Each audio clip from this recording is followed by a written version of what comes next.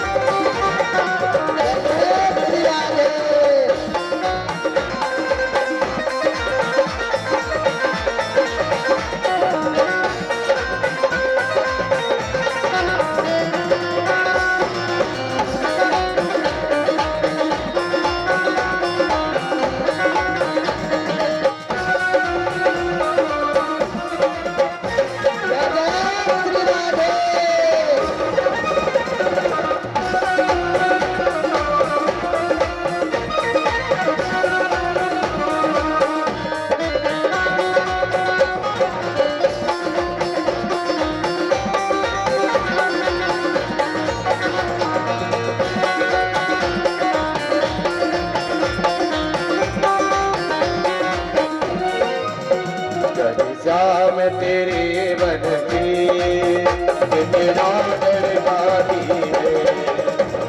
श्याम तेरी बंसी कितना तड़पाती है। श्याम तेरी बंसी कितना तड़पाती है। श्याम तेरी बंसी कितना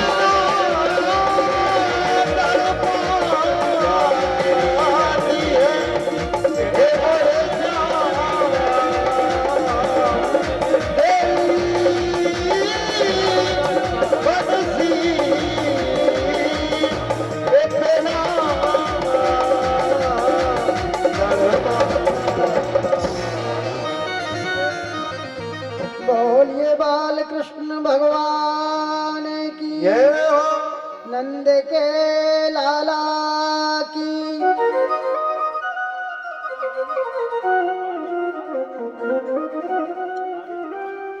आप लोग जय बोलने में कंजूसी कर रहे हैं।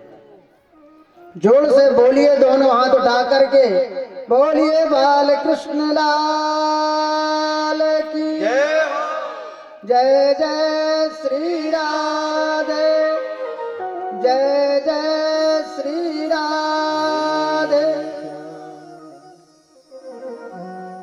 ताली बजाने से क्या होता है? ताली जब अपन बजाते हैं भगवान का संकीर्तन करने में, तो अपने हाथों की जो रेखा है वह बदल जाती है, अच्छा भाग हो जाता है। इसलिए ताली बजाने में बिल्कुल भी संकोच ना करें, बड़े भाव के साथ में दोनों हाथों से ताली बजाएं। और दूसरी बात, जयकारा लगाने में भी बिल्कुल संकोच ना करें। जो राम का नहीं वो कोई काम का नहीं। जय हो। बोलिए बाल कृष्ण लाल की।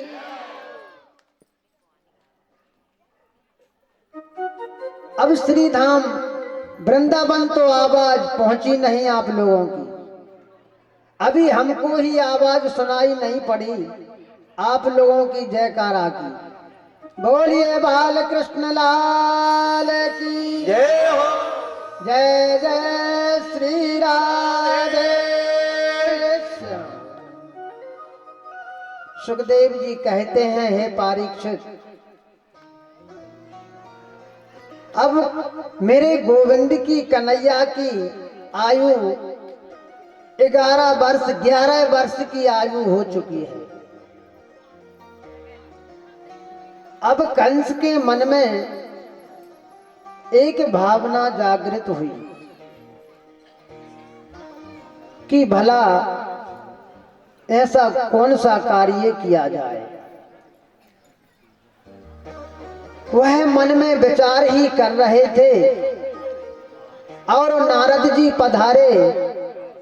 श्रीमन नारायण नारायण नारायण। जैसे ही कंस ने श्रीमन नारायण नारायण नारद जी के वीणा की आवाज सुनी तो वह समझ गए कि अब नारद जी आ गए, ना जाने कौन सा अचंभा कार्य हो सकता है। क्योंकि नारद जी जहां पर पहुंच जाएं तो कहना ही क्या है, वहां पर तो आनंद ही आ जाता है। जिसके घर नारद जी पहुंचे उसका उद्धार हुआ या भगवान की प्राप्ति हुई। हमारे ब्रज में कहते हैं नारद, जिसकी बात कभी रद्द ना हो उसके लिए कहते हैं नारद। नारम ददादी इति नारदः। जिसकी बात कभी रद्द ना हो उसके लिए कहते हैं नारद। अब नारद जी महाराज पहुंच गए कंस के यहाँ पर, नारायण नारायण भजते हुए। राजा कंस ने प्रणाम किया, गुरुवर प्रणाम, आशीर्वाद दिया, बैठाया, हाथ जोड़कर कहने लगे कि ऋषिवर नारद जी, आपका किस कार्य के लिए आगमन हुआ। नारद जी कहने लगे कि मैं तो भ्रमण कर रहा था, भ्रमण करते करते मेरे मन में एक भाव जागृत हुआ कि राजा कंस के यहाँ पर मैं पहुंच जाऊं, क्योंकि बहुत दिनों पहले आपसे मिलना हुआ था। इसलिए मैंने सोचा कि कंस के यहाँ पर पहुंच करके कुशल समाचार पूछ आऊं। राजा कंस कहने लगे, ठीक है ऋषिवर, आपका आशीर्वाद है, आपकी कृपा है, दया दृष्टि है, सब कुछ ठीक चल रहा है। नारद जी कहने लगे कि मेरे मन में एक विचार है, आप ऐसा करिए कि एक विशाल भव्य मेला का आयोजन करवाइए।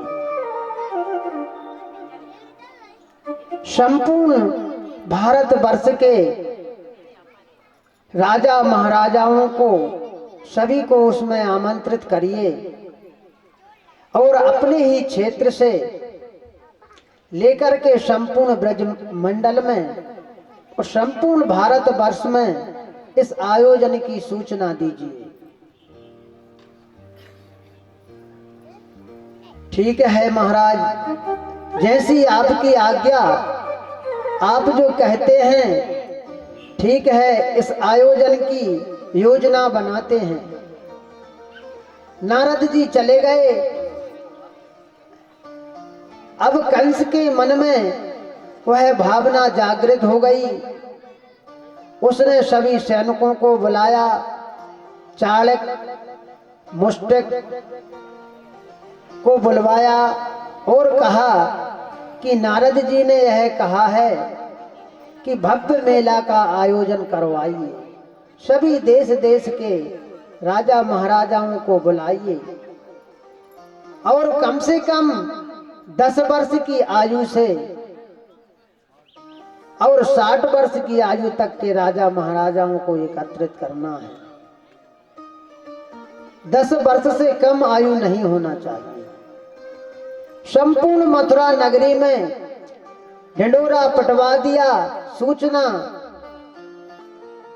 पहुंचा दी सभी मथुरा नगरी में और अक्रूर जी को बुलाया।